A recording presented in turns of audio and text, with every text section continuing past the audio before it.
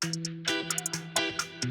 we're here at the base of the Whistler Mountain Bike Park. We're gonna check in on some of the really sick bikes that I've seen today. Saw a lot of familiar faces as well, so it's always nice to see some friends on trail. And in case you're wondering, this is a hockey stick. We're going full Canadian. We're keeping our 6 feet apart, staying super safe, and doing what we can.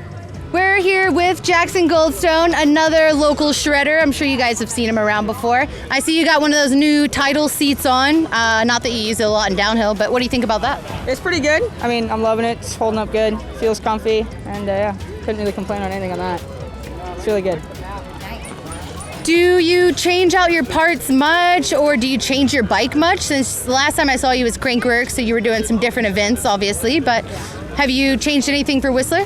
Not really. Keeping the same as New Zealand. Same pressure, same suspension setup, but yeah, just got to clean her off at the end of the day. What's your favorite thing on your bike? Oh, probably the feel of it. So, you know, super squishy and plush in the trails. Feels insane. We're gonna check with Jessie Melamed. He's kind of a big deal. He's a hometown hero. You might have heard of him from before. Jessie, tell us what you got rocking there. First of all, I got my buff here to keep things safe in that lineup. We got the 2-meter distancing, but I'm riding today the Rocky Mountain Slayer, which a lot of people have been asking if I was going to race this year. And of course, I was going to head to the first 2 rounds.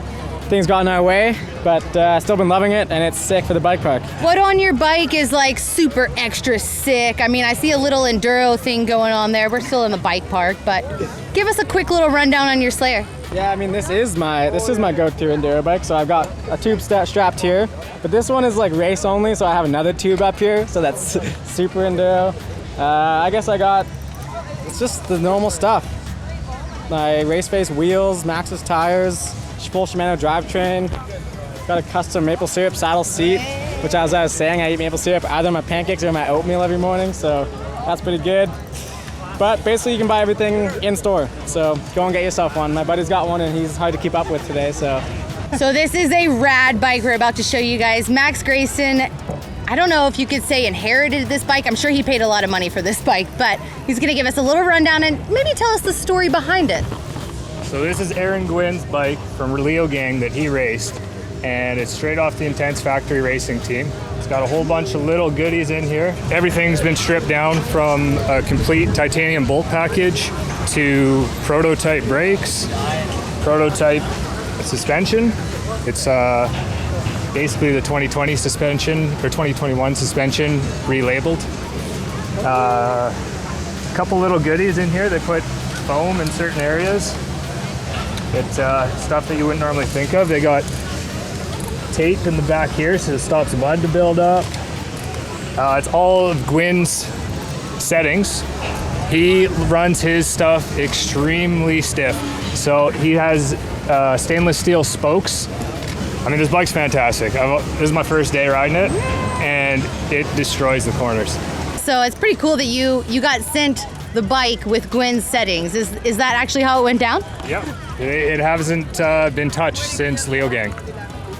So I'm stoked to ride it. I haven't touched anything either. I wanted to ride it as is. There's a few little things I want to tweak to my personal liking, but I want to test it the way Gwin rides it. That's a pretty good idea. I mean, if it's a winning combo for that guy, it could work well for you too. We've got Dylan Forbes, Fresh Paints of Whistler. Go! Here's my Rocky Mountain Bicycle Slayer, custom painted. Yeah, I don't know, what am I supposed to say? Where does the idea come from? Do you start it on like Illustrator? How does this work? I'm not an artist. Honestly, I just start and just go with the flow as it goes, and whatever paint job comes out is what comes out. Yeah. Just let the artistic thing do its thing, you know? I like that. Yeah, so I got a Slayer frame with race face components, Atlas wheels, box drivetrain, and Fox suspension. Next up, we've got Braden here. He's going to give us a rundown on his bicycle. Well, what I got is a Privateer 161. It was kind of an impulse buy at the time. It was about 6 months out when I ordered it, but you know, it was a long wait, but it was worth it. The thing is massive, and it rides like a dream. I had planned to move parts over, but ended up buying new parts. And other than the saddle and the crank and chainring, it's all brand new. But yeah, I don't know. Rides great. It rides better than I expected. I don't know. It was kind of it could have been a mistake. Will is just one of the young Whistler rippers that I have coached in the past. Yeah, I got my brand new Trek Session, picked it up last fall, so it's first day riding it. Got RockShox World Cup boxer on the front, Fox Float V2 on the back, some scarabs.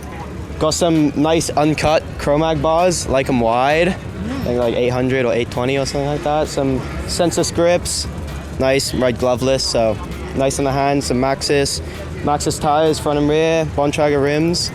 So we're here, we've got the real Dutang. He's with us in the flesh. He's gonna give us a rundown on his custom painted Slayer. So this is my Rocky Mountain Slayer. Got it set up right now at the downhill fork because that's kind of my style. I love hidden jumps and railing corners on the downhill bike. Fully decked out with race face components everywhere and Fox suspension. I'm loving it. That is a beauty. I'm also wondering, where did the idea come from for this paint job? Because green is my favorite color and I just love it. What was going on there? I feel like we spend a lot of time thinking what you want to put on your bike, and one morning I was just having a coffee over at Dylan's house and there was this old Christmas decoration of a hollow reindeer with weaves, and I was like, I'm gonna do a weave pattern. So this is what we came up with. I love it. And what time of year was this to be having old Christmas decorations out? May. Good time for Christmas decorations, you know. It's almost Christmas again, so you might as well leave it out there the rest of the year too.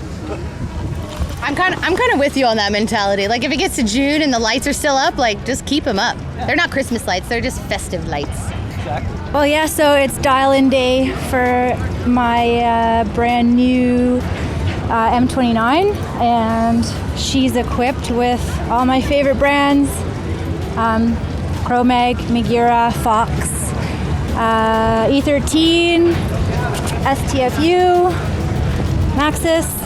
Bonsoir, we have got Remy Métayer, bike park rat of Whistler. He's gonna give us a rundown on his, it looks like he got a little slope style bike there. It's pretty cute. What's going on, Remy? Yeah, so that's my Cube Zero 170, kind of like bike park edition.